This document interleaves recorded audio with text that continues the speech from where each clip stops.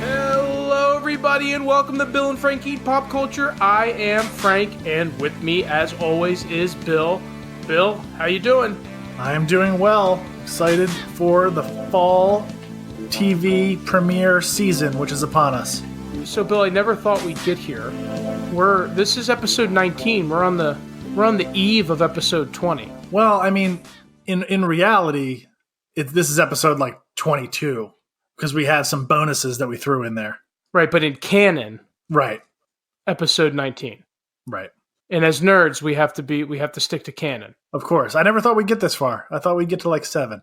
Yeah, I thought we'd get to 7. We'd get sick of each other's bullshit and diva egos and be done. But right.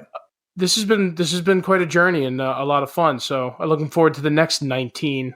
Actually, this would probably be Stephen King's favorite episode because it's episode 19. This episode has mystical powers for all you Dark Tower fans. It's all 19.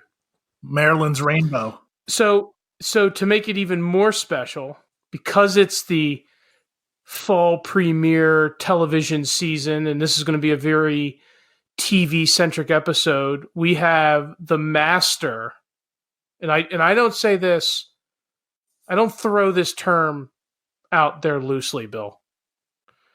We have the master of fall premiere TV watching himself, JB, John Beaver. Welcome back, John. Yeah, thank you guys. So I'm becoming like a 3-man booth here. I don't know if that's a good thing or a bad thing, but I'm happy to be back for round 3. It's great. Yeah, it's worked every time so far. There's a spike in listenership whenever you're around, John.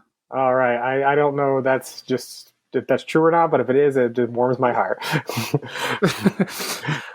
All right, so we got a lot to talk about, a lot going on. So everybody strap in, open wide, and let's start the show!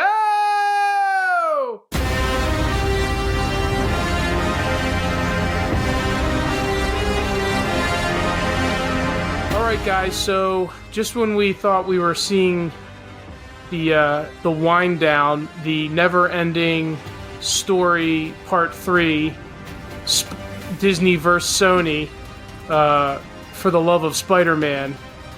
There's 2 colons in that title. That's what the book should be. The never-ending story, Disney vs. Sony, for the love of Spider-Man. A memoir. That's not that far off from the way they titled the X-Men. That's true. So anyway, we got some more news. Bill, why don't you take that one? It's getting kind of hard to like keep up with it. You know, when there's so many people throwing theories out there, it's getting hard to decipher what has any credibility. But today we got, or yesterday, we got even further credible news that Apple is becoming a major player here. Apple wants to get into the streaming world. They're launching their own sort of high prestige TV series about a Good Morning talk show with Jennifer Aniston and Reese Witherspoon. But they need a library. They need a library badly. And Sony's a great one. So Apple is in the hunt for buying Sony. What that means for us webheads is in the Spider-Man IP contract that Sony has, if they sell to anybody, Spider-Man's movie rights automatically revert back to Marvel. And that's not just Spider-Man. That's Spider-Man and the Spider-Verse. So that's Venom, Morbius, and all the other Spider universe people. So Apple could literally save us all, if they decide to buy Sony. Before you react to that, also, we get news today that Disney, since Disney has billions of dollars in their couch cushions, they're considering outright buying the Spider-Man rights back from Sony.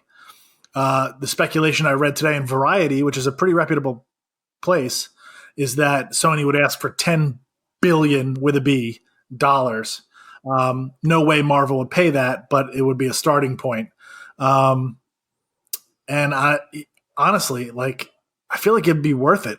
I mean, I feel like if they got him down to $5 or $6 billion, it'd probably be worth it. It would be amazing that Spider-Man himself would sell for more than Disney bought Lucasfilm for, which that's unbelievable. But well, what did Far From Home make? Far From Home made over $1 billion. About 1.3 billion. It's the highest grossing. I mean, he's never been more popular. Yeah, that's a big number. To me, I don't know what you guys think. I'd love to hear what you think one at a time. But to me, the Apple news has the ring of credibility to it. It makes sense. And Apple, they're not going to have time to build up some big original library. They need somebody's library to make their streaming service attractive. That makes sense to me. Well, I think, that makes total sense. But when I first saw this going around, the first thing I thought was, because besides Spider-Man, the only other thing Sony has that's worth anything, and it's probably the only other thing that's kept the company viable for the last however many years is the PlayStation. I was figuring Apple wanted to get in on the console market, because they are launching that Apple Arcade. It would be, Apple computers aren't the best thing to game on, so if they could have a legitimate console to their portfolio, it makes sense. I could totally see this happening. I mean, I feel like Apple's been hoarding cash and looking for this big, huge purchase for the last 10 years. And I think I think it's one that probably makes sense for everybody. Yeah, I mean, I'm curious if there would be like a straight up buy the whole company, or if it would just be buying the film studio and the catalog. There's obviously these weird rights things. As the reason that the Spider-Man rights would go to Disney is because if Sony gets sold, that was part of the contract when Marvel sold the rights to Spider-Man to Sony. Because it would just be kind of a studio going from one electronics company to another electronics company, and it would just be kind of odd that they would revert that way. But Sony obviously does not seem to have a upcoming platform of the way that NBC does, and obviously Disney with Disney Plus, and Warner Brothers as well. So unless they're planning on launching their own streaming app, and that would be just way too many streaming apps. I'm not sure how many people are actually going to be willing to pay for at this point.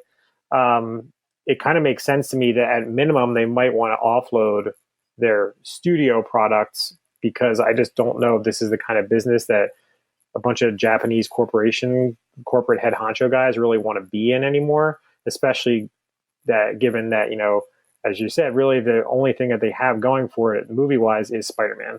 I can see why they're asking so much. So I've been looking up what movie franchises Sony may have. They actually have a few things that could be viable. James Bond being one. The Jumanji franchise, which is alive and well, is Sony. Men in Black is Sony. I know that the last movie tanked, but it's still a viable IP. The Robert Langdon series from Dan Brown is Sony. The Girl and the Spiders, the Girl with the Dragon Tattoo, that is Sony. The Karate Kid, The Dark Tower from Stephen King, Charlie's Angels, Underworld. Like, these are all. So those are all great. You're right. Those are all well-known franchises. But here's the question: are any of those take Spider-Man out of that portfolio? Are those franchises that a studio can exist on without a Spider-Man? Especially because the Bond rights in particular are really weird, because they're technically owned by that Barbara Broccoli, the people who own the original ones with Connery and their kids, and so it has to do with distribution rights internationally versus in the States. So it's not a straight up ownership the way some of those other ones are either. And that's probably the most valuable IP besides Spider-Man they have. But Jumanji, although that movie made $1 billion, which is unbelievable. But here's why I think it's viable. I don't think any of those franchises outside of Bond, really. Maybe if Dan Brown continues to write Robert Langdon books and they reboot it with a different actor, I don't know. I don't know if the Dragon Tattoo has any life, but what makes it viable isn't making new movies. It's Apple would be able to put all of these movies that people loved at one point on their streaming service. So people can go and watch the Underworld movies, watch the Karate Kid movies, watch The Dark Tower. I don't know who will want to watch The Dark Tower. I don't, but some people might. And then I'm reading this article here, like Frank said a minute ago, the other attractive thing is the video game rights that Sony has, not just the video game console stuff, but the movie rights to Uncharted, which is supposed to star Tom Holland. The Resident Evil stuff is Sony. Like, so that's value. I mean, it's as far as libraries that are left that are viable that somebody can purchase, I feel like they're right up there among the the best ones left. Yeah, I would say, like PlayStation does have PlayStation View, which is like their own live TV streaming service. And I'm not familiar with it like intimately, so I don't know if they've got the library included in that or not. I don't even know how good the service is, but so I mean that exists too. I don't know if anybody gives a fuck about that, or if it was even a point worth me bringing up. But I just thought it was time for everybody to hear my voice. Ghostbusters too. I'm just reading that. Yeah, which if Jason Reitman turns the franchise around after the failed reboot, that could be some valuable IP as well. Yeah, exactly.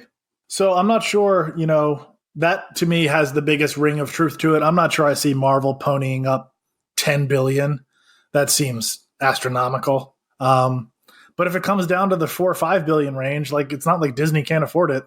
So, and it would be smart. But who knows? And so far, their IP purchases, we really have to see how the Fox one pans out. And it actually hasn't started very well, but that's also because everything is just leftovers from when it was still a Fox production company. But their other IP purchases have all worked out. Pixar buying that outright, Marvel, Lucasfilm, those have all been successful. So I would imagine they're going to continue down this path. And I would imagine that Apple and other companies are going to emulate them if they have the cash flow, which Apple pretty much has more cash flow than any other company on the planet. Right. What else we got, Frank? So the other thing I think we wanted to touch on was there was some news released that we know how we're going to see Deadpool for the first time in the MCU. And yeah, I mean it's interesting. I don't know that I expected it, and I'm not talking about they said he'll be introduced the same way J. Jonah Jameson was at the end of Far From Home, in a post-credit scene. I thought that all along, but that this is going to be a different Deadpool from a different universe. Not meaning that he'll act any differently, but he won't come with the history of the first two Deadpool films. Right. Which I think is probably the way to go. I mean, they want to, as much as we love the Deadpool films and honestly love sort of the supporting cast of that. Anytime Marina Baccarin gets work, I'm a fan of it. But it's probably smart of them to distance themselves as much as possible from anything Fox did. Fox is, I mean, the bad taste in people's mouth with Fox, really, other than Deadpool and Logan, I guess, it's really been bad for quite a while. So I get that, there's nothing they can do about Ryan Reynolds' face. That's going to be familiar to people. But they can distance themselves from whatever continuity, they've built. Unfortunately, it probably means we don't get to see Josh Brolin as Cable again, which kind of sucks. But I also kind of get them not wanting to use him as Cable, considering we just had him as, it was one thing when they were separate studios and he was playing Thanos and Cable at the same time. But I'm a little surprised that they sort of let us know how they were going to do it. Doesn't Deadpool make a comment about that in Deadpool 2? Yeah, I think he does. Doesn't he go like Thanos? I did read in the article, which is funny, is that Marvel is going to let him sort of wink, wink, acknowledge his past with Fox the way he does, which will be funny. Hopefully they'd let him carry over his obsession with Hugh Jackman and all those running gags. But I get it strikes me as the smart way to do things. I mean, if it means that he's going to be a fully integrated character into the rest of the MCU or with the rest of the mutants, I'm perfectly okay with it. Me too. What do you think, John? I don't know how necessary it is, only because Deadpool played pretty fast and loose with the continuity of the Fox films in the first place. True. And my biggest concern about Deadpool in particular being purchased by Disney is that they try to turn it into PG-13, which I'm not a fan of, because of Disney's, proclivity for not really wanting to have that, hard R kind of stuff, which this does not fix.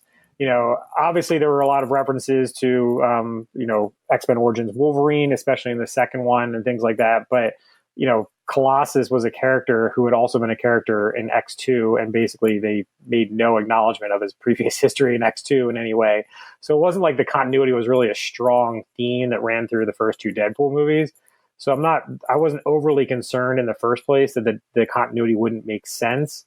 I don't think there's any way really to proceed with this character without Ryan Reynolds, obviously. Right. So they can't reboot Deadpool. I mean, I think they know that. So whatever works for them.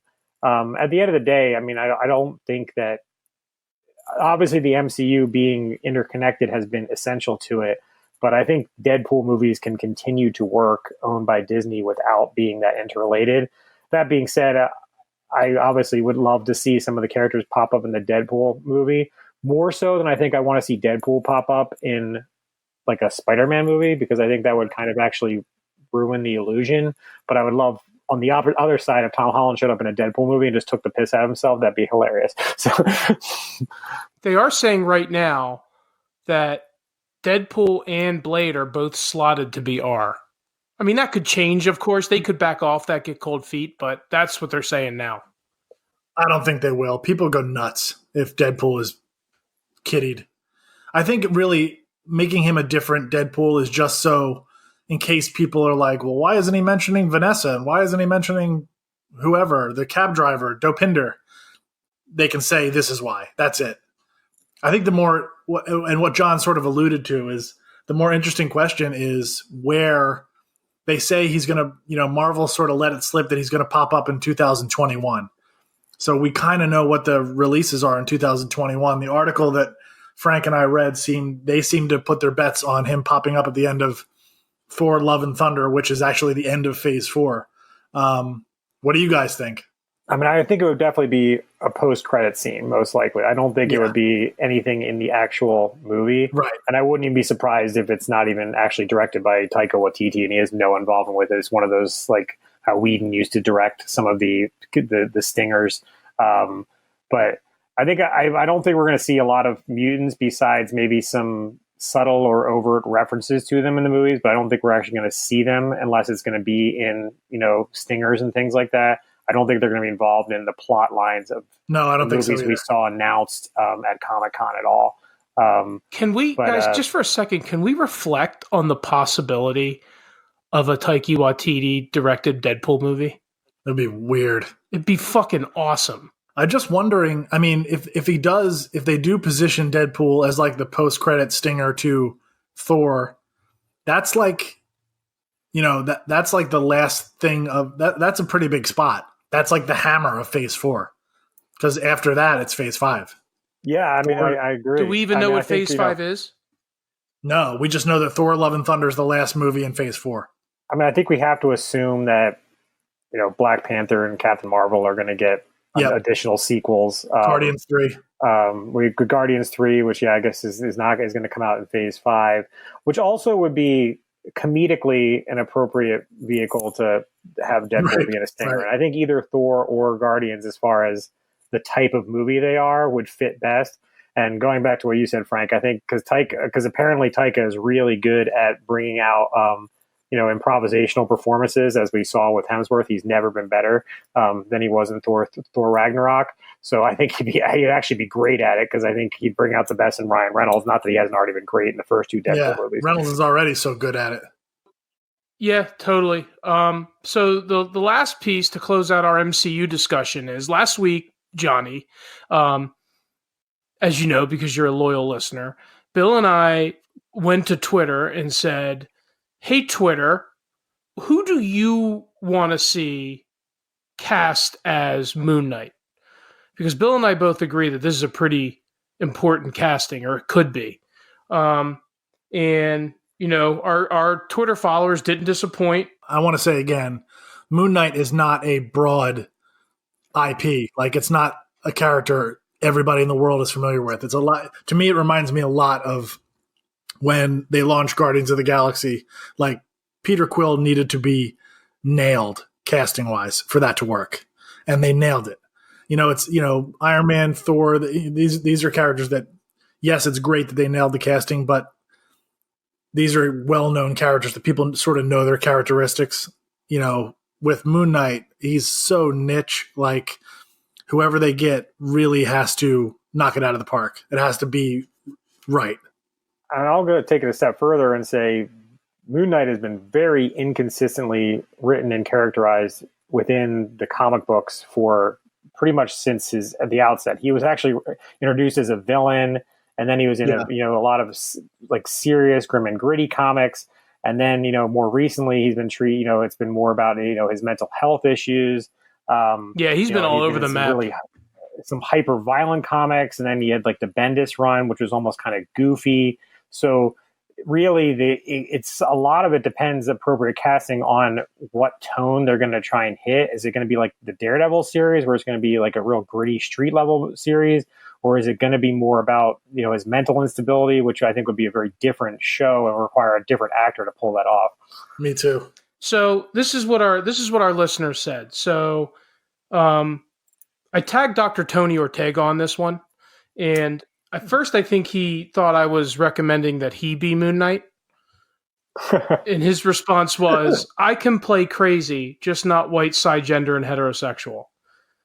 And then I think he realized I wasn't asking him to play Moon Knight, and he came back and said Channing Tatum. Oh, interesting. Well, he's never gotten his Gambit movie off the ground, so I guess this is his shot number 2. He's also kind of fallen off the map since 22 Jump Street. We had what is the last thing Channing Tatum did? I don't even know. He spent the better part of a half decade trying to get that Gambit movie made, and now it's never going to happen. I'm sure I think he's been involved in some production stuff, which may or may not have worked out for him. But Frank and I a couple weeks ago took a poop all over the Jupiter. What was it? Jupiter Ascending. That was a while ago, right? Though. Jupiter Ascending was like 4 years ago. 4 or 5 years ago. Because that was supposed to be the start of another franchise, which didn't really work. And Netflix keeps recommending it to me. I'm like, I don't know what it is I watch on Netflix. Do you think this is a movie I want to see? I don't know what anybody watches on Netflix that's what a movie they want to see. We got a lot of Keanu Reeves. Yeah, he's my favorite. He's my favorite pick as well. I think he could. It's weird, it's very weird because we just spent like a couple minutes talking about how the actor really needs to nail it, and Moon Knight's got the dissociative personality disorder and all that, and you really need an actor with some range. And Keanu Reeves I love him, but he's not known for range. So it's an interesting. I don't know why I think it's so.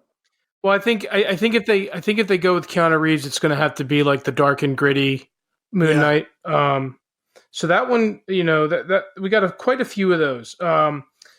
One of our most loyal followers, her name is Morgane KT, at Morgane KT on Twitter. She said Joseph Gordon-Levitt, and I was like, wow, I never thought of that, but that could be really good. That's a great pick. He's another one, John. What the hell happened to Joseph Gordon-Levitt? I think he got involved in some production kind of stuff, and he tried to get that he had that weird TV production thing that never really took off, and then he's just honestly been in stuff where I think he's trying to work with interesting directors, but the things have just bombed, like that the Tightrope movie with the Robert Zemeckis movie, it just didn't work. He was in that lousy Oliver Stone movie about Snowden. He was actually very good in it. Yeah, I'm not an Oliver Stone fan, but I think and then he was also trying to get Sandman off the ground, and that didn't work out either. So, I think it's, now we've got 2 actors listed out of 3 that have tried to get a comic book thing off the ground. It hasn't worked out for them. So maybe that's why they're popping up too. And now I really like Joseph Gordon-Levitt. And now he's podcasting just like us. The Laughter Life threw Tom Hardy out there. I feel like you can throw Tom Hardy out for almost anything and it works. But I don't. That seems like a huge long shot, especially with him and Venom. Here's another one that really that really I would never thought of, but it could work because I think there's another guy that has to be in a superhero movie at some point. Our friends over at the Ocho Duro Parlay Hour podcast said Army Hammer. Oh. Well, he's another one. He's on that list too, right, John? Yeah, I mean, there was a lot of rumors of him being Green Lantern in the Justice League movie. I feel like there was something else that he was attached to comic book wise for a while. I think he was wasn't he actually cast in George Miller's Justice League movie that was like 2 days from shooting? Yes, I think you're right. I think he was Superman. Yeah, he was something. He's been, and he certainly has the look for a leading man hero type. I've never, I haven't seen that movie. He, that got nominated for the Oscar last year with the kid in it. So I like Armie Hammer though. He's great in The Social Network. I mean, I remember people pitching him to play Steve Rogers back in the day, which wouldn't have been crazy. No, I mean, he has the look for that too, and he's so goddamn tall. yeah. I still think Chuck's brother-in-law should have been Captain America. Captain Awesome. Captain Awesome. The Cheers to Comics podcast threw out a sadistic split James McAvoy. I don't know. I think it's too close to the X-Men. Also, yeah, and I also don't find him intimidating. He's pretty fucked up in Split. Yeah, but he's so tiny. I guess it could work. I had another thought. What do you guys think about John Hamm? It'd be a different take. He'd be a lot older, so it'd be a little more of a seasoned. I think John Hamm's missed the age boat. Yeah, well, I mean, he's no older than Keanu Reeves. He's younger, gotta be. To be quite honest, I can't believe he hasn't been in something to this point. I think he could. I don't know. I think his comic sensibilities could actually help, depending on which way they go with the character. And he's certainly got the, chiseled jawline. Chris Chavez at NNerd04 said he was really hoping it was going to be Kit Harington, but me too. But he's happy nonetheless that he'll get to see him in Eternals. I kind of feel like the Black Knight announcement was a letdown. I would have loved to see Kit as Moon Knight. I was 100% convinced that Kit Harington was going to be Wolverine. Like, I was convinced. And body type wise, he actually probably fits more with Wolverine. He's small. He's got the semi beard thing going on. So my favorite one, guys, and I know you're both going to shit on this, that somebody threw out today, and I wouldn't, if you would have given me 100 opinions, I never would have hit this, but as soon as somebody said it, I was like, yes. Shia LaBeouf. Yeah, I knew you were going to say that because I saw that come across, and I would be in on that. I think he is sort of a D nozzle, but I think he's a really not. He has talent. A D nozzle? Yeah, he's a douche. I mean, he acts like a douche, but he's got talent. There's no. I don't think there's any doubt about that. The MCU has stayed very far away from quote unquote difficult actors, right? And the two that they had, Ed Norton and Terrence Howard, they unloaded after one movie. So if Shia has turned his mental state around and he's game to, get with the program and kind of be frankly, a company man, which he wasn't with the Transformers movies by the time the third one came around. I think he actually would be pretty good because he actually is a really good actor. I think you saw this movie, Bill. I don't know if you saw it. He was in this tank movie, World War II movie called Fury. Oh, so good. It was really good. And he was with Brad Pitt. Yeah, Fury. It was really good, and he was really good in it. And he was in this like other thing I saw him, like this Western movie that I think Tom Hardy was in too, and he was really good in that as well. He's actually a really good actor. He's just a fucking asshole. Yeah, I actually did a movie review a couple weeks ago for a movie that's out in limited release right now called Peanut Butter Falcon, and he was fucking sensational in it. It was a very like Of Mice and Men ish kind of story, where he sort of befriends a kid with Down syndrome, and he was so good. Like it reminded me that he's a really good actor. And I think, you know, as far as his career where it is now, I think he'd be, you know, as far as the opportunities he has, this would be a good opportunity for him. Whereas Keanu's got a lot going on, you know, and might not be as available. Obviously, Tom Hardy is pretty much, I think, is a non-starter with him being in Venom and stuff like that. But you know, so whereas I think Shia would actually be someone who might be keen on this opportunity if he needs the money.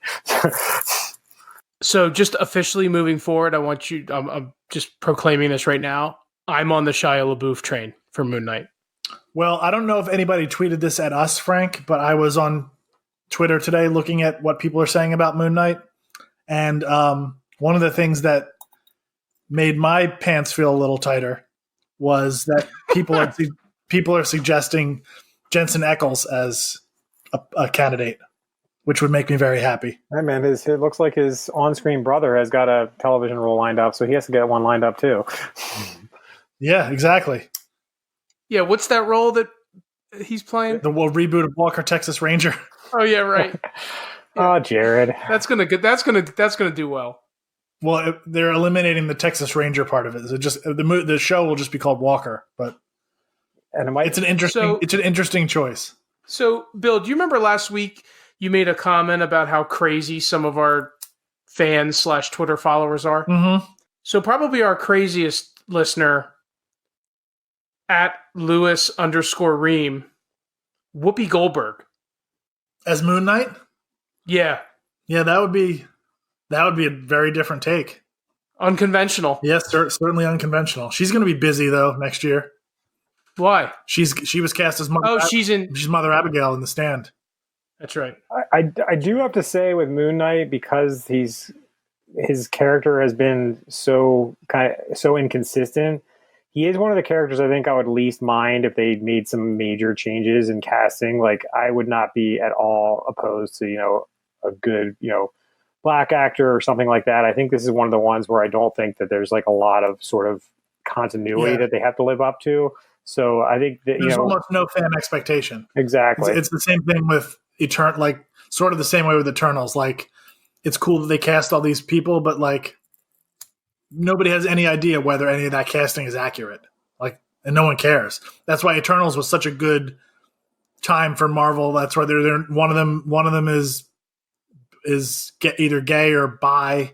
You know, Kumail Nanjiani is obviously Pakistani. Like, so they took that opportunity and ran with it. They could do the same thing with Moon Knight. What do you guys think the chances are that they go with like an unknown, like a Charlie Cox or a Michael Coulter like level? I think the chances are pretty high. Like they could definitely do that. I think they've earned the benefit of the doubt that if like some unknown comes into an audition room and just crushes it, then we should trust them. But that being said, I mean, there's so much nerd love around this series that I feel like it's going to be somebody. I have a feeling it's going to be somebody with a name. I don't know why, but I do. I feel the same way about She-Hulk, actually. I know it won't be Whoopi Goldberg. No.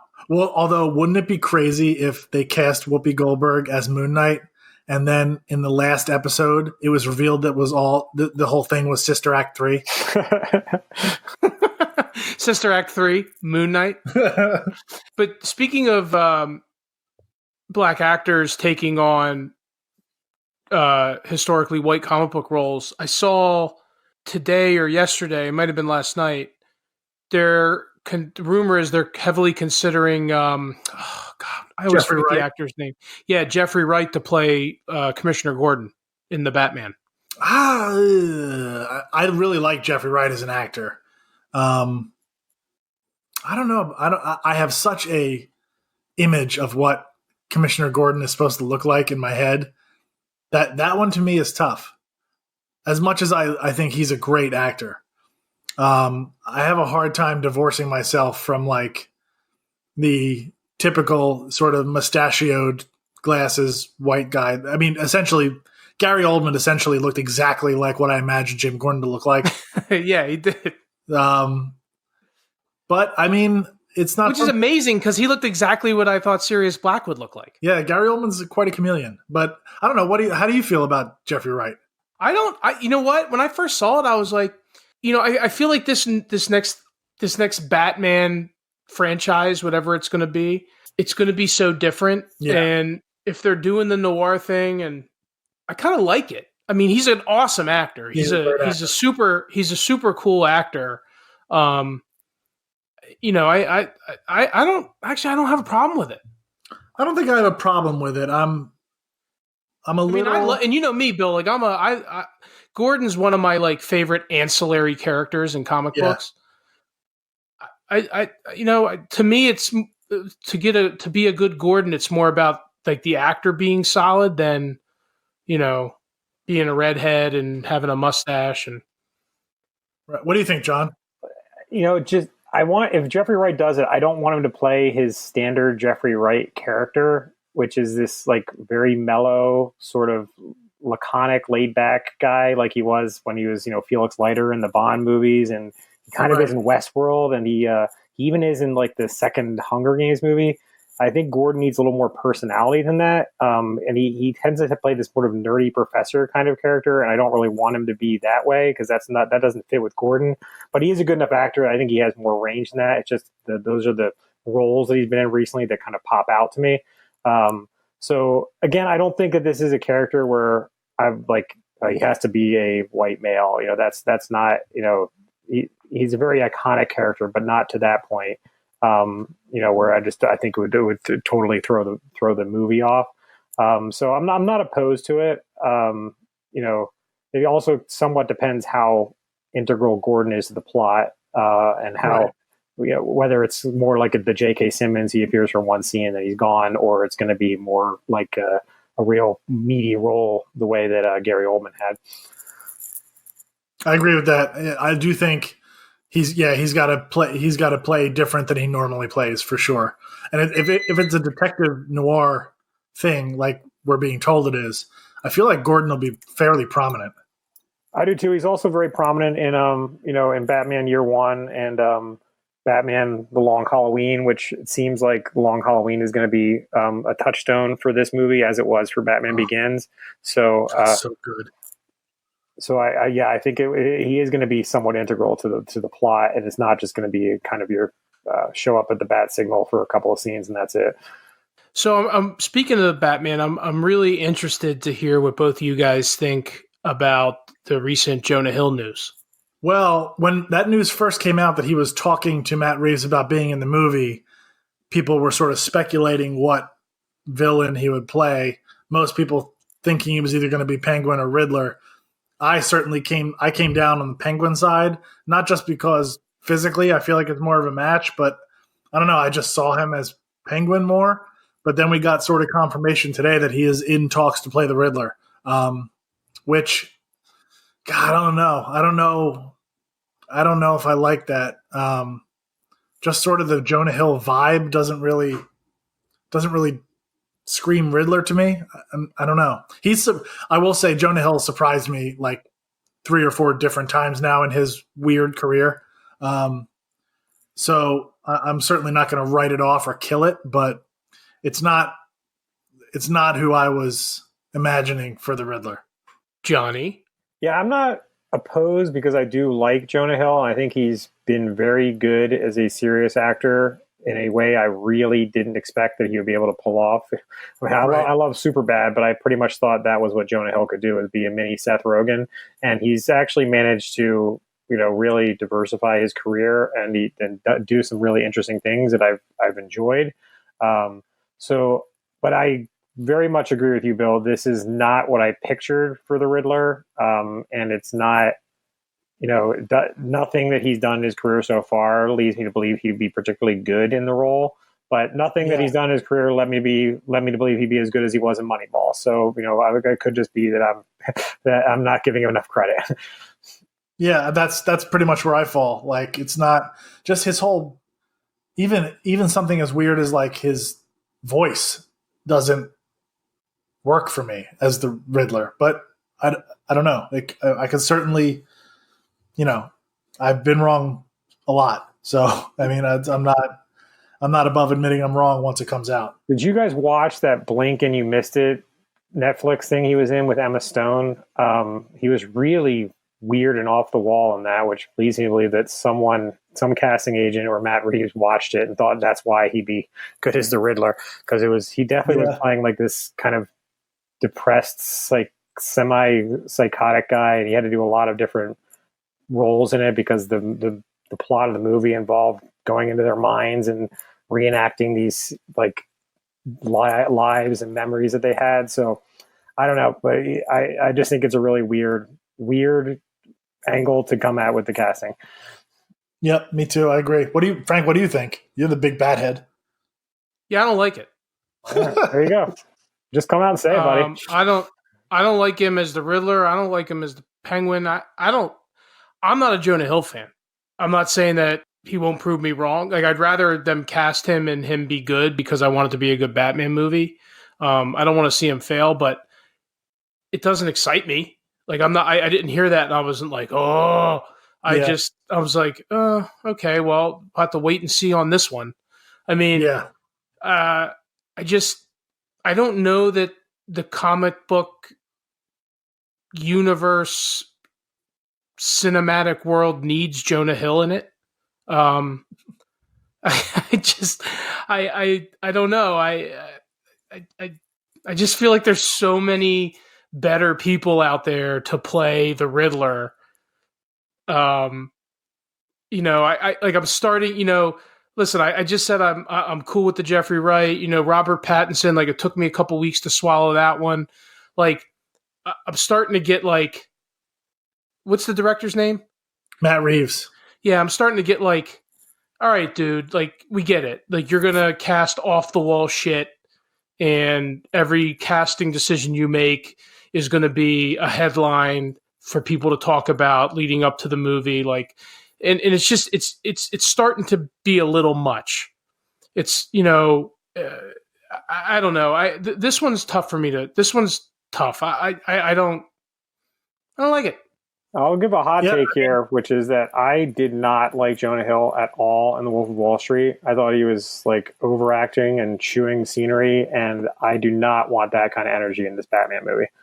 Yeah, I agree with that. I kind of agree with everything you said. I mean, I think Matt Reeves is a really good director. So like, not doubting that, but I also think Ryan Wilson is a really good director. And he got so caught up in his own shit when making The Last Jedi that it fucked the whole movie up. Yeah. And I'm not questioning that Matt Reeves is a good director. I still think the movie's going to be good. I'm hoping it's great because I want a great Batman movie out in the world. I don't know why it's a new Batman. It's a new Batman franchise. Why do we have to? I don't know. It just seems like a lot of theatrics in the casting. I don't know. I was a big fan of the Pattinson casting right away. So I think he's a really talented actor. Twilight aside, this one is the first time. Like, Jeffrey Wright is fine. This is the first time that I've been like, because what makes it worse to me, what makes Jonah Hill kind of more of a is the rumors of people they were considering before him were all really great. Like, I really liked as far as I know, there were 3 people that were bandied about as the Riddler. David Tennant, which obviously would be amazing. Eddie Redmayne, who would also be amazing. Oh, God, he'd be great. And Rami Malek from Mr. Robot, who would be a sort of another inspired sort of choice. He's my least favorite of those 3, but I think Tennant or Eddie Redmayne would be amazing. So to have those guys, I don't know whether those guys were actually on the radar or not, or it was just like fans going crazy. But I don't know. I would have rather seen any of those guys. Jonah Hill seems like kind of I'm a little deflated. But again, I get that you don't like him, and I agree with John about the Wolf of Wall Street, but I also agree with John that like he was fucking fantastic in Moneyball, and I didn't see it coming at all. So maybe this will be another case like that.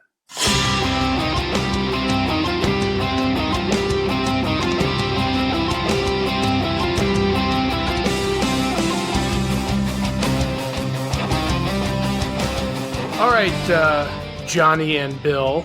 So the Emmys were 2 nights ago, and there was a lot of controversial winners. So I thought it'd be fun, kind of do like a lightning round type thing, where I just kind of run down some of the main categories, and I'll name the nominees and then who won. Okay. And you guys give me like the immediate thoughts that pop into your head. Okay. Done. Okay. All right. So first up, outstanding comedy series: Barry, Fleabag, The Marvelous Miss Maisel, Russian Doll, Veep, and Schitt's Creek. The winner being Fleabag. Oh, I'm sorry. I forgot The Good Place, too, was nominated. The Good Place should win this every year that The Good Place is on television. Wow, interesting. I watched the first season of Fleabag. I thought it was okay. But there are a couple. I think Barry is really good. I think Schitt's Creek is really good. I think Veep is tremendous. But I'd probably go with The Good Place here. I think The Good Place is going to end after next year, and it's like the most heinously underrated sitcom ever. Never watched an episode. It's really good, dude. Yeah, catch up on Netflix, man. It's totally worth it. Worth it? Yeah, it's really worth it. It's really worth it. I do love me some Ted Danson. He's so good. Ted Danson is so good. I mean, I feel like if anybody has a proven track record as a showrunner and producer for sitcoms, it's Mike Schur. I mean, unless you're one of the crazy people that doesn't like Parks and Rec, and those people actually exist. No, they should be shot. Okay, guys. Next, supporting actress in a drama: Julia Garner from Ozark, Fiona Shaw from Killing Eve, Lena Headey, Maisie Williams, Gwendolyn Christie, and Sophie Turner, all from Game of Thrones. Mm-hmm. The winner being Julia Garner from Ozark. I hate it. This is why you don't want to have multiple people from the same show nominated in a category. Cannibalize each other. So who should have won? In my mind, my heart wants to say Maisie Williams because I love her. But I actually think of all those people for this past season of television that they're voting on, I would have given it to Sophie Turner. Yeah, either her or Lena Headey. I mean, which is almost like a body of work for how good she was throughout that show. Right. I guess I'm thinking Circe, I think, had better season, like more meaty stuff in previous seasons. I think this was the culmination of, or the biggest change we saw in Sansa was toward the ends. And I thought Sophie Turner crushed it this year. That's who I would have given it to. All right. Outstanding drama series: This Is Us, Better Call Saul, Game of Thrones, Ozark, Pose, Bodyguard, Killing Eve, and Succession. The winner, Game of Thrones. So for me, and I'm curious as to whether John will agree, this to me is an Emmy for the show's body of work. Because the seventh season was not strong. It might have been the worst season of the entire show. That being said, none of those other shows actually really jump out to me as like, wow, they really should have won. I agree with that, actually. I really love Ozark. I do too. And we kind of shit on Julia Garner in the last category. She's very good, but I think the Game of Thrones people, one of them deserved it. But yeah, I guess that's one way to look at it. There's nothing on that list that really jumps out at me that like it's a clear cut. And to be honest, Game of Thrones probably does deserve it for its body of work. It's a revolutionary television show. Supporting actor in a drama series. Alfie Allen from Game of Thrones. Giancarlo Esposito from Better Call Saul. Chris Sullivan from This Is Us. Peter Dinklage from Game of Thrones. Michael Kelly from House of Cards. Jonathan Banks from Better Call Saul. And how do you say Jamie Lannister's name? Nikolai Coster-Waldau. Yes. The winner being Peter Dinklage. Yeah, I think that's he's gotten one before for playing Tyrion. But to me, that's another legacy body of work award because I don't think the last season was Dinklage's strongest by a long shot. If I were going to give it to anybody in that category, I probably would have leaned toward Jamie. I thought he had the better stuff in the last season. I don't know. What do you think, John? I think I would have given it to Jamie as well. Yeah. I think he was. I think he had the biggest arc as a character, honestly, of anybody on the show. Even though he kind of subverted it in the last 2 episodes. But I do want to shout out though to Alfie Allen. He was really good in the last season. Really good doesn't get you an Emmy, Bill. No, it doesn't. Lead actress in a drama series.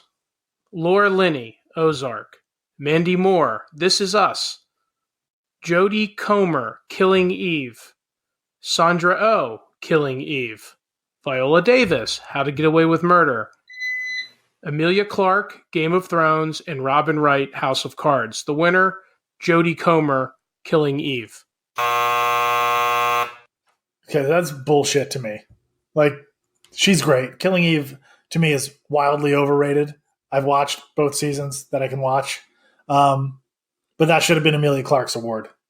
Yeah, she's not a fantastic actress, but I don't think she ever won for the body of work and, for that show. And I don't know, again, like it's kind of, I think the Emmys in general, they just don't always nominate the right people. And none of those people really popped out to me either, honestly. Emilia Clarke, probably the most of all. Yeah. The other thing that popped out to me when Frank was reading those nominees, so when I heard Mandy Moore, the first thing I always think of is that John went to see A Walk to Remember by himself. Yeah, I do not. I do not live in a world where Mandy Moore is an Emmy winner, and that is a good thing because I've seen A Walk to Remember, and she doesn't deserve one. Lead actor in a drama series. Billy Porter, Pose. Bob Odenkirk, Better Call Saul. Kit Harington, Game of Thrones. Sterling K. Brown, This Is Us. Milo Ventimiglia, This Is Us. And Jason Bateman, Ozark. The winner, Billy Porter, Pose. Yeah, well, I don't want to criticize because of the moment we're living in, but at the risk of sounding repetitive, I would have given this to Kit Harington. I think he, by far, had the toughest. He kind of was carrying the show at this point, carrying the show with a ton of expectations, even if it didn't meet them. I never thought it was he was great. So I would have given it to him. Close second to Jason Bateman, who I think is tremendous in Ozark. And I just love Jason Bateman. So, but I would have gone with Jon Snow. The Emmys know nothing. I would have gone with Jason Bateman, and I think he's great in Ozark. He's very heavily involved behind the camera and in front of the camera on that show. It seems like it doesn't have the critical reception that, frankly, it should have, because it's really good. And he is in 90% of the scenes of the show, and he's really great in the show. I also have to say, if you don't get to this category, that please watch the GIF of Jason Bateman winning Best Director for Ozark and his reaction, because it's fucking hilarious, and it's Jason Bateman 101. It's tremendous. It's the most Michael Bluth reaction ever. Lead actress in a comedy series. Christina Applegate, Dead to Me. Rachel Brosnahan, The Marvelous Mrs. Maisel.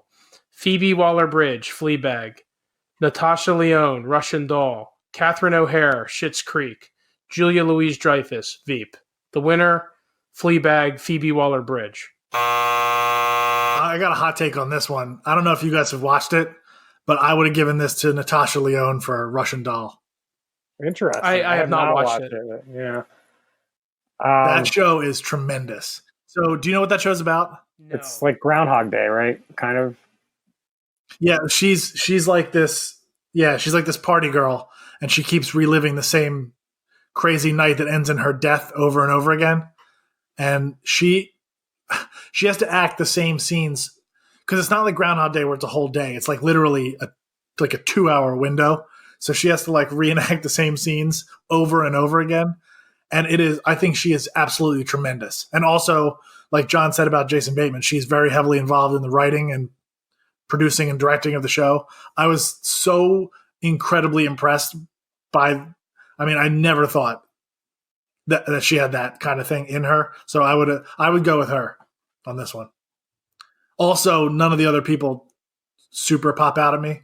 Kristen Bell's not nominated, which is stupid. So Catherine O'Hara is amazing in Schitt's Creek. Yeah, that's true. She is great. Yeah, I agree though that this is a sin by omission that Kristen Bell is not even nominated here. That's insane. Supporting actress in a comedy series: Alex Borstein, The Marvelous Mrs. Maisel; Olivia Colman, Fleabag; Sian Clifford, Fleabag; Kate McKinnon, Saturday Night Live; Betty Gilpin, Glow; Sarah Goldberg, Barry; Anna Chlumsky, Veep; Marin Hinkle, The Marvelous Mrs. Maisel. The winner, Alex Borstein, The Marvelous Mrs. Maisel. And for those of you that don't know, Alex Borstein is also Lois from Family Guy. And she's also from Mad TV. I'm not sure that I even give two shits. I don't know that I have an opinion. I'm just going to say that having watched both seasons of that show, and it's not nearly as good as people seem to think it is, that her humor is very specific. Kind of like I said about how, some people seem to really enjoy the comedy stylings of Jacob Batalon in the Spider-Man movies, and I'm not one of them. And Alex Borstein is very much the same way for me. I'm not one of those people.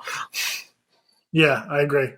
Supporting actor in a comedy series: Anthony Carrigan, Barry; Tony Hale, Veep; Alan Arkin, The Kaminsky Method; Tony Shalhoub, The Marvelous Mrs. Maisel; Stephen Root, Barry; Henry Winkler, Barry. The winner, Tony Shalhoub, The Marvelous Mrs. Maisel.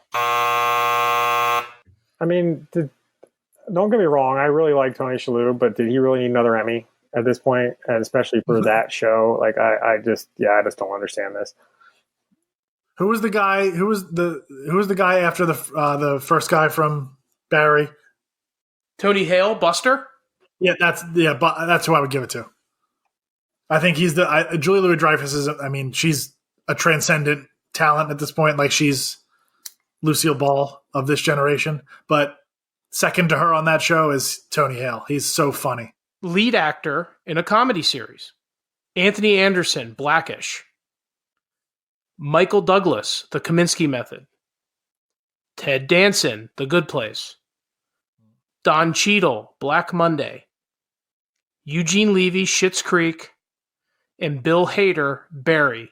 The winner, Bill Hader, Barry. I'm not going to hate on Bill Hader winning too much because I really love him. I think Barry's another one that's I like it, but it's a tad overrated to me. It's not that good. That being said, this is Ted Danson every day of the week and twice on Sunday. Yeah, I love Ted Danson is really, really good in The Good Place. Yeah, he's so funny. I think that's the last. Major category. Yeah, I do want to. I would like to. John pointed out Jason Bateman. Okay, let's talk about directing. I'm sorry. Okay, got it. Yeah, Jason Bateman won. Yeah, Jason Bateman won this. And listen to some of the hitters he's up against. Yeah, right. D.B. Weiss, David Benioff, both from Game of Thrones. David Nutter, Game of Thrones. Adam McKay, not from The Laughter Life, from Anchorman. Right. I don't know the other people, but the other guy, I can't pronounce his name. Miguel Sapochnik. Yes. The Long Night. He was the controversial director who shot the Game of Thrones episode where you couldn't see anything. Yeah. So that to me was funny. Like, I don't understand. I don't understand how he got nominated for. I don't understand. But that is tremendous work. I mean, that's in a night that had a lot of shocking winners. That was arguably the biggest upset. You can tell. I mean, besides the fact that Jason Bateman is just being Jason Bateman, when you see his reaction, you can tell that he's like, "What the fuck just happened?" Like, everybody around him goes nuts, and he just sits there with the most Michael Bluthy expression on his face ever. It's really worth watching. I mean, I think you could say that he got this because, there were like 3 Game of Thrones directors vying against each other and they canceled each other out. And David Nutter maybe could make the argument that he actually deserved this one. But I'm just really happy for Jason Bateman, and it was worth it for the reaction shot alone. So yeah, I agree. I mean, The Long Night was one of my favorite episodes in the series, and it was definitely the best episode of the 7th season. It's not hard to make the case for. I think John's right. It's not hard to make the case for Nutter there. Well, Nutter actually, he was nominated for A Night of the Seven Kingdoms, which is my favorite episode of the season. I think Sapochnik was the one that directed The Long Night, right? Or am I wrong? Yeah, Long Night was one you can't see. No, wait a minute. Yeah, I got them mixed up. Yeah, you said no. Nutter got nominated for The Last of the Starks. Oh, yeah. Interesting. Maybe I'm wrong about who directed. What was the one? What was the name of the one before the night before the battle? That was A Night of the Seven Kingdoms. Oh, okay. Yeah, the one where Brienne gets knighted. That's the episode I was talking about. That was my favorite episode. That was my favorite of the 7th season as well. So we just don't know who directed what episode of Game of Thrones is what we're really saying here. I'm just looking up real quick. Yeah, David Nutter did direct A Night of the Seven Kingdoms. It's just not the one he was nominated for, which is crazy. That is fucking crazy. All right, so the fall TV season is upon us. I go into it with I'm a little sad going into it, to be honest, because I kind of, in this streaming world we live in where things are premiering 365 days a year now, I kind of miss 10, 15 years ago when the fall TV premieres were such a big deal and, the traditional network model was still dominant. I do kind of miss that. Maybe it's the last couple of weeks that I've spent binging on Friends that made me miss it. I don't know. But I feel like it's such a different landscape now. But that being said, still there is a fall premiere season and there's no one more knowledgeable about said season than our guest tonight, John Beaver. I want to talk about returning shows and new shows. Let's start with what are you excited about that's brand new? A new show coming on, whether it be on a traditional network like NBC, ABC, Fox, CBS, or something on cable. What's blowing your skirt up? What gives fall? Johnny Beaver a boner? That's right. Well, what gets me hard, guys? So I just want to say, Bill, I'm totally agree with you. It is very weird to be like an exennial in this generation where like the fall dates don't matter. I don't want to speak for you, but as a subscriber of Entertainment Weekly for the entirety of the 1990s, the 2 issues I used to get most excited about were the summer movie preview and the fall TV preview. And it's kind of sad that we don't live in that age anymore. But I still watch all the network pilots just to see what I like and what I don't like, and I've been doing it for the last 5 or 6 years. So, I'm probably one of the only ones left that doesn't get paid for it at this point, but I do. I've watched 3 of them so far. 2 of them were atrociously bad. 1 of them was pretty good. I watched All Rise, which stars Misty Knight from Luke Cage, and it was fucking terrible. Is that Jimmy Smits too? No, that's Bluff City Law, which also premiered last night, but I have not had a chance to watch yet. Which also looks terrible, honestly. But I'll give it a shot. All Rise. Literally in the first 5 minutes, a bailiff in the courtroom pulled a gun on Misty Knight, and then the other bailiff shot him. I was like, oh yeah, that happens in courtrooms all the time. Sure. That one's on CBS, which shockingly a legal drama is on CBS. I know everyone's just astounded. And then I watched Bob Hart's So hold on. Abishola. So Sorry, All please. Rise. Yeah. All Rise did not make Johnny's boner rise? It did not make Johnny's boner rise in the slightest. There were some random actors in it that I got a chuckle out of, like Marg Helgenberger and her like 50th television show, and Misty Knight, of course. But yeah, it was fucking bad. And then I watched another CBS show, a sitcom called Bob Hart's Abishola, which was also atrociously bad. It was a Chuck Lorre show. So you pretty much know exactly the like sitcom beat you're going to get from a Chuck Lorre show at this point. You know, if you've seen 2 episodes of either Big Bang Theory or 2.5 Men, you know exactly what you're getting here.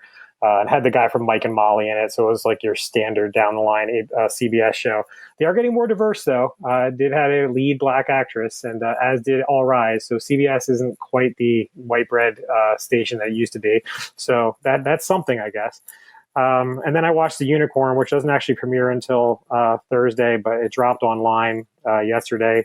So I watched that, and that's got Walton Goggins in it. So I'm going to give it a shot regardless, just because Walton Goggins. What channel is that on, Johnny? So, The Unicorn is also on CBS. So I was kind of surprised to say that I liked something on CBS. It had a vibe like Parenthood, even though it's a half-hour sitcom, but it's a single camera, so there's no laugh track.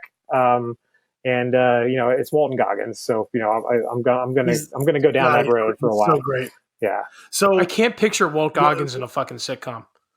I mean, he was fucking great in Vice Principals. I mean, he has a real comedy touch, but this one he's actually more of like he does comedy, but he's almost more like the straight man a little bit, and it's more like a family dramedy, which was very much not Walton Goggins' lane to me, but he's really good in it. So what is there anything coming up this fall that you have not watched yet that has buzz around it or that you were just looking forward to watching? Yeah, so I think Stumptown premieres tomorrow night. I'm sorry, I'm looking at the schedule right now. I really want to watch that. So Stumptown has Kobe Smulders, Agent Hill / How I Met Your Mother. And Jake Johnson, Robin Schabotsky, and Jake Johnson, Nick Miller from New Girl, who I just fucking love. He also absolutely stole Spider-Man Into the Spider-Verse. So I love Jake Johnson, and that's based on a graphic novel that I have never read by Greg Rucka, so obviously the comic book element also gets me pumped for that one. I love Greg Rucka. I'm just saying, he's awesome. Yeah, so I've never read Stumptown. Have you? Or No, I've never read Stumptown. I read the vampire book he did, which I'm saying I love it, and I can't remember what it's called now. And then he actually has a series of novels that I was a huge fan of about a hitman.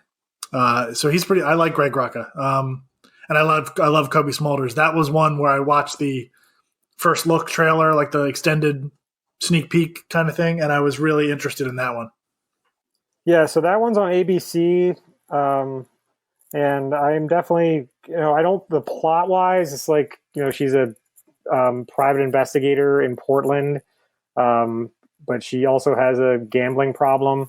So it could be, it could be interesting, and I think, again, I think Greg Rucka being, behind the scenes on this one, and also, the source material is promising. And a lot of times with some of these pilots, it's really because of the nature of how pilots are shot, and how, you don't know if you're going to get a series when you make a pilot. So you have to keep your fingers crossed, and you have to make these really awkward pilots that explain things, and then the second episode has to re-explain everything. They can be kind of unbearable to watch and don't always indicate if a show is going to be good or not. So I'm looking forward to seeing the pilot and seeing how it is. But that's definitely one I'm actually excited about for the fall. And there's also another show, also on CBS, shockingly, called Evil, which is by the folks who made The Good Wife, which was not actually a show I was super into, but it does star Luke Cage as one of the leads, and it's kind of like a X-Files-ish supernatural thing where he's a priest in training, and I saw that. And he teams up with this psychologist who's like a lapsed Catholic, and she's like the Scully to his Mulder, and they like hunt down these like supernatural cases for the Catholic Church. And it's got some pretty good pedigree with The Good Wife and The Good Fight being some pretty well regarded, if not always highly rated shows. And it seems like it's really out of the wheelhouse of the Kings who made those shows. But it could be interesting. And I like Mike Coulter and Luke Cage and Jessica Jones. So I support his career moving forward. And that premieres, I think, on Thursday night on CBS. So, John, have you watched, I was going to watch it last night, but I ran out of time. Did you watch Prodigal Son? I DVR'd it. I did not have time to watch that Bluff City Law. I did not watch it. I like Michael Sheen a lot. That was kind of my number 3. I wasn't sure how much time we had to go through shows I was semi-excited about, but that was kind of my number 3 show I was excited about, was that one. Yeah, I like the conceit of that show. I mean, it's ludicrous, but I like it. I like Michael Sheen, so I'd watch him read the phone book. Yeah.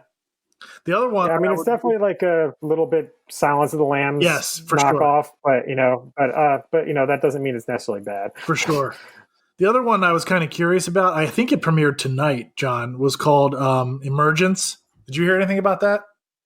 Yeah. That's like it's on that premiere on ABC. Yeah. It's actually airing right now, I think. That's the one with the plane crash and the kid gets superpowers? Yes, which I'm definitely going to give a shot as well. I liked Allison Tolman in So do I. I really Fargo. like Allison Tolman.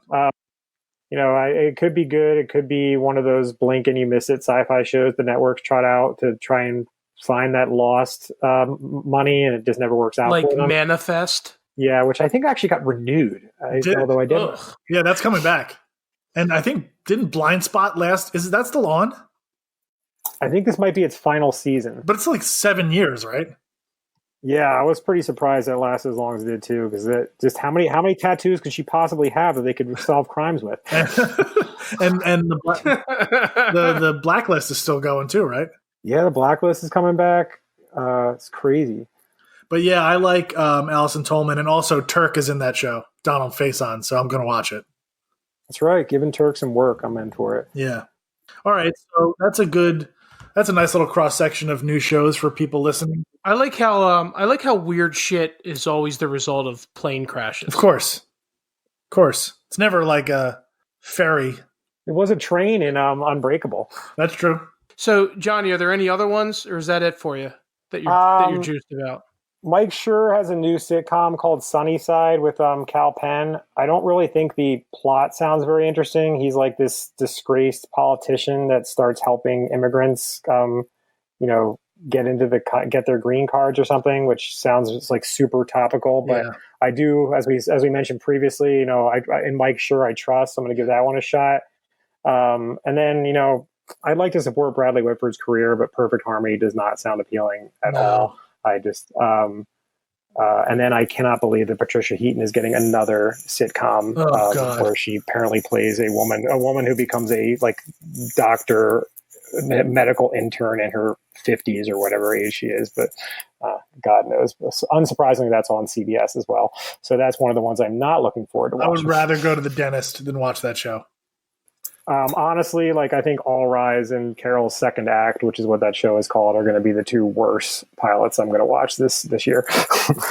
All right, so that's a pretty good cross section for listeners of some new things to check out. What about what's got you most geeked out as far as returning shows? I know what the thing I'm looking forward to the most is. I'd like to hear what yours is first, though. I mean, I have two things I'm super pumped about. Well, really three things. So there's, two shows going into their final seasons that I absolutely adore, one of which is A Good Place and the other is Supernatural. Yeah. So I have literally been watching Supernatural for over a third of my life at this point. So, it's going to be very bittersweet to see them end it, but I really hope it goes out with a bang. And The Good Place is always full of surprises. As far as big events, obviously the Crisis on Infinity Earths, I think, is the one that you're jonesing for, and so is Frank, and so am I. And that also leads into another new show, which is Batwoman, that I didn't talk about, but which we all also got kind of a teaser on with last year's big crossover event. So I think Batwoman is going to suck. Pass. Yeah, did not get a good vibe from the bit we got last year at all, but like I'll watch it. So I'm super excited about Crisis on Infinite Earths. I think it's I think it's going to be just awesome, especially like all the shit they're lining up with Tom Wellington and Erica Durance, and it's going to be awesome. Emphatically not Michael Rosenbaum. Right. Out of their way to not bring Michael Rosenbaum back. Well, no, you probably didn't see it. They asked him, and he said, "Go fuck yourself." Really? Yeah, and apparently he put it out on Twitter. He made them look really bad. He was like, he was down in Florida visiting family. They called him and said, "We don't have a script. We don't know how big your part is. We don't know when you're shooting it. We can't pay you much. Do you want to do it?" And he was like, "No." But I will say, so watching season 7 of The Arrow, once it got to the second half of that season, I was like, yep, it's time to wrap this thing up. I thought the second half of that season was so slow and boring. The whole jump forward to the future was, I hated it. And then I saw today that there's going to be a spin-off to Arrow about his and Felicity's daughter, which I'm like, no, thank you. I'm good. Well, it's not just her. It doesn't matter. I'm good. Well, it's the three. It's headlined by Katie Cassidy, who I like. And then it's got the other chick, I can't remember her name, that plays the other version of Black Canary. And then Oliver and Felicity's daughter. It's the three. It's sort of like a Birds of Prey-ish thing. So it's like the Canaries is what they call it? That's like exactly right. Canaries in the coal mine or something? That's exactly right. Yeah, well,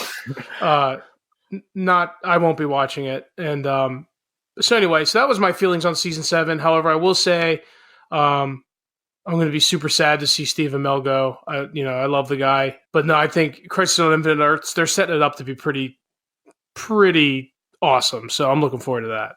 I would say I definitely agree with you. There's a reason I did not mention Arrow in my final seasons. I'm super pumped about. I mean, I appreciate especially Stephen Amell and the universe they created, but the show's frankly, it kind of had a bit of a resurgence a couple of seasons ago. With the Damien Dark season and then the following season where they explored a lot of first season themes about Oliver's guilt and his enjoyment of killing possibly, and then it just really took a turn, and it's been kind of a struggle to get through, and not in it turned it around after one season the way Smallville often did, but just when are they going to end this? Which is sad because I enjoyed the show so much in its earlier season. Yeah, but I'm excited. I mean, I think The Flash is similar. I think they went through some rough, they went through some valleys. But I thought last season was pretty good. Leading into the big Crisis season coming up. I haven't watched Flash in 2 seasons. Flash is still pretty good. It's better, Flash is always better when it's light. It's got to be the comedic side to Arrow's gritty side. When they try to get when Barry got depressed, the show was not fun to watch. When those scripts do Grant Gustin no favors and Barry Allen either, but whenever Ralph is on screen, it's actually pretty good. Yeah, I also love all versions of Harrison Wells that Tom Cavanaugh plays. He's great. And then my track record on Supergirl is very spotty. I haven't watched every episode. I'm pretty much out on it. I actually did end up watching it over the summer, and it was let's be topical about Trump. I was like, oh, great. Yeah. There we go. Honestly, the best show out of the Arrowverse Spawn shows is probably Legends of Tomorrow. It was the most fun. I loved last. It is. I love last season with Constantine. I love it too. I'm very sad that Brandon Ruth is leaving, though. Yes, I agree. I don't really understand why. They said they don't have anywhere to go with his character, which is just crazy to me. But I'm disappointed in that. But that show is just so loopy, and it just is so given up on what they tried to do in the first season and just leaned into the ridiculousness that it's a lot of fun. As long as you, kind of how we said about Titans, how you just have to the first episode you might be thrown off, but then you're like, oh, but this is what they're doing. So now that I've accepted this is what they're doing, I'm into this. I feel like Legends is the same way. Yeah. It's like that's a show where they can go and meet George Lucas and it's totally fine. So, Johnny, you're saying for your returning shows then, the only ones you're really excited about are Supernatural, The Good Place, and what was the third one? I mean, I'm excited for a lot of stuff that I watch, or have watched. Those are the ones I was just most excited about, was Supernatural and The Good Place for their final seasons. I do watch a couple of procedurals as I get older. I actually really enjoy the Nathan Fillion show, The Rookie, which barely got renewed, but I really like it. Again, the way things are so fragmented now, it's just really, and I think a lot of actors are just like, I can go do 12 episodes on, FX or Netflix or something and get paid just as much and not have this crazy work schedule like these 22 episode things. So I think a lot of the quality is frankly moved away from the networks, unfortunately. But there's a few other shows that I watch on the networks pretty regularly. I do enjoy The Good Doctor for some reason too. Mary really watches that. But yeah, it's kind of like House, except he has autism instead of being a curmudgeon and an addict. But I kind of enjoy it anyway. Honestly, looking at this though, like most of the stuff I'm excited to see come back is stuff that's involved with the Crisis crossover or The Good Place. Well, I'm also getting older, and I'm almost shamefully excited about the final season of Criminal Minds, which I've watched for 10 years. And I watch Chicago PD relatively religiously. I don't know why, but I do, and I like it. Yeah, you could do a whole 3-hour block of Chicago-based emergency rescue services if you wanted to. I couldn't. I tried to do the whole thing. I tried to do like the whole Chicago thing, but I could never really stick with fire. And it's not even necessarily a generational thing, because there's a lot of people even younger than us that they just love turning on USA and watching Law and Order SVU reruns, and I just don't really get it. But I'm not. I can't get invested in procedurals. I just can't do it. They made a point this past season of the Chicago shows, John, of they had Mariska Hargitay cross over into Chicago PD, so they're all in the same. I guess I'm not surprised by that, or that Mariska Hargitay will pretty much do anything at this point for Dick Wolf. I mean, she's gotta right. they're going to break the Gunsmoke record, right? And it's just insane. So, yeah, no, I can't think of anything else I'm super excited for the fall as far as the network shows. I'm sure there's a lot of streaming things that are more exciting, frankly, than some of the shows we talked about. But I think Crisis is the most exciting thing by far, honestly. I'm going to check out. I'm going to check out Prodigal Son. Yeah, I'm going to check that out. But for me, this television season is all about Supernatural. Like, I'm really excited for Crisis. Hopefully, they don't fuck it up too bad. I'm really excited to see Tom Welling, Brendan Routh, and the other dude that plays Superman all at the same time. That'll be really fun. But for me, this is all about Supernatural. Like John, I've been watching Supernatural since I was 25 years old. I'm going to be 41 in 2 weeks. Like, that's ridiculous. It's a ridiculous amount of time for a genre show like Supernatural. And just like, I know, Frank, you never got into it or stuck with it, but the evolution of that show from what it started as to what it is nothing short of it's unreal that it lasted this long and that it's been so dependable. I'm really sad. Like, I hope it goes out with a bang too, but either way, I'm going to be really sad not to have the Winchesters in my life anymore. Yeah, man, I haven't had an end of the era kind of show like this since like Smallville and Friends went off the air, honestly, as far as something that really was like a big part of my life for this large a chunk of time. Yeah, maybe Lost. Yeah, and Game of Thrones. Yeah, so maybe it hasn't been that long. But this is like, Smallville's the closest thing, I guess, because it was 10 years of a genre show. Friends was a very broad sitcom thing, but or the X-Files, something like that lasted such a long time. But 15 years is astonishing for a paranormal science fiction-y show. With the same two actors. Yeah, it's unbelievable.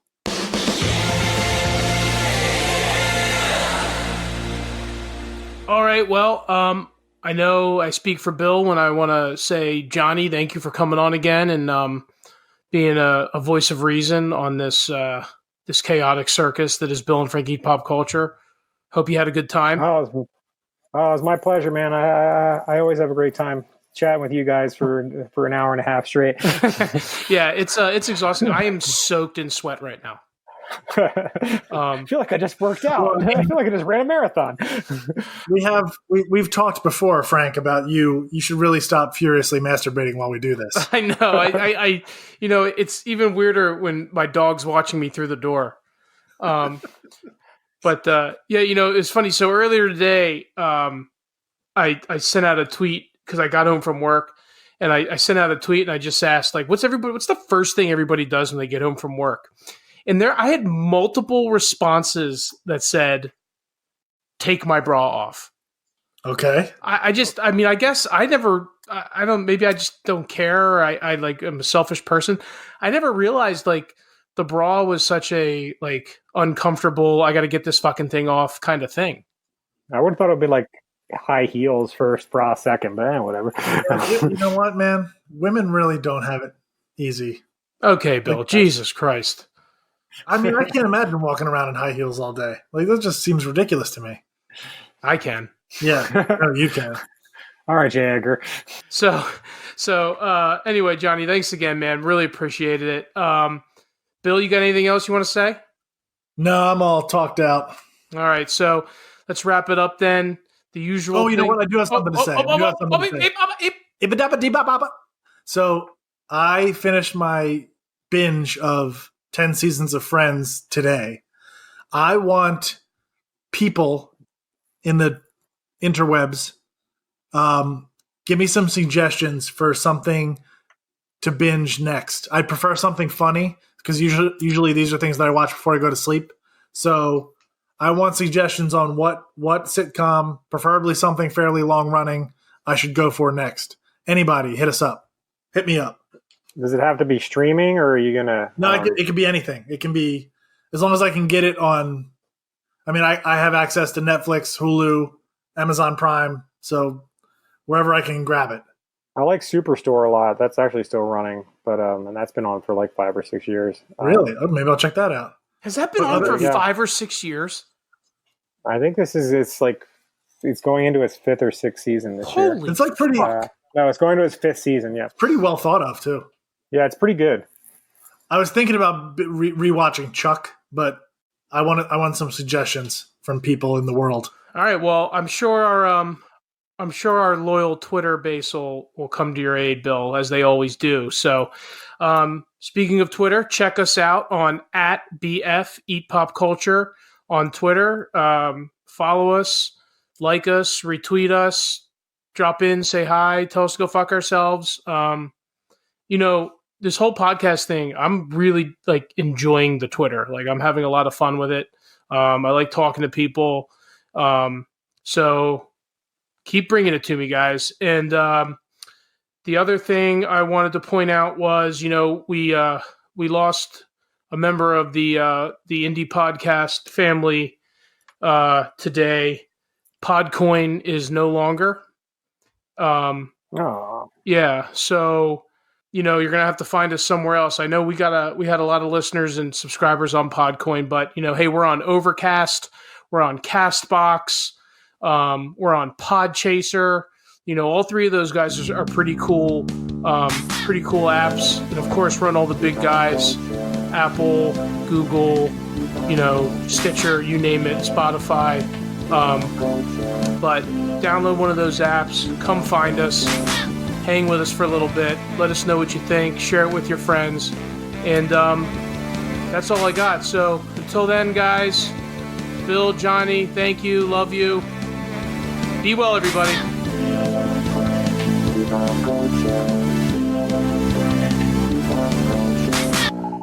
Brought to you by the Odd Pod Squad.